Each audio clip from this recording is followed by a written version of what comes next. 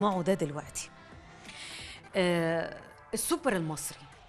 السوبر المصري بيرجع لنقطة الصفر. كلام كتير عن السوبر، هيتلعب فين؟ طب هيتلعب امتى؟ محدش عارف عنه حاجة. أنا هقول لك كلام دقيق عن اللي بيحصل دلوقتي من اتحاد الكورة نفسه، يعني من جوه اتحاد الكورة.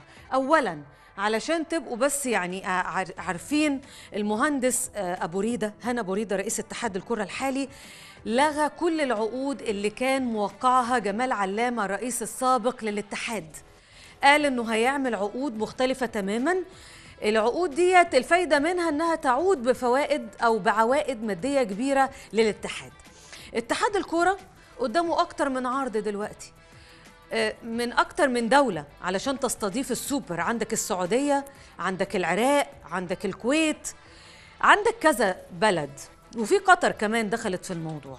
لكن خليني أقول لك الفرق اللي هتشارك في البطولة. الأول طبعا الأهلي باعتباره بطلا للدوري، الزمالك بطلا للكاس، وبيراميدز بالكارت الذهبي، وسيراميكا بطلا لكأس الرابطة.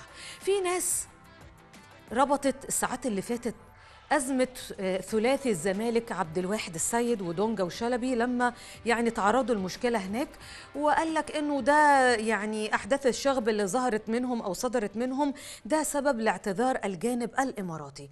نحن في هذا البرنامج تواصلنا مع مصادر في اتحاد الكورة، قالوا الآتي. قال لك إيه بقى؟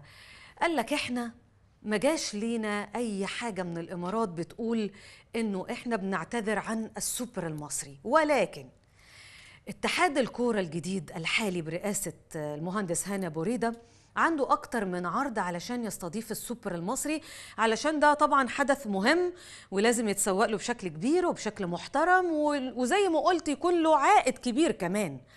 مين العروض اللي جت؟ زي ما قلت لحضرتك، الجانب الكويتي عايز يستضيف السوبر المصري، الجانب العراقي أيضا عايز يستضيف السوبر المصري. في كلام إنه أو من اتحاد الكورة، ولكن مش بشكل رسمي، إنه في نية لدى السعودية وقطر لاستضافة هذه البطولة زي ما قلت. وهقول لكم مفاجأة، الإمارات لسه عندها الرغبة في استضافة السوبر المصري. مش الأزمة اللي حصلت لثلاثي الزمالك هي اللي هتأثر على ده، هي ما زالت عندها الرغبة.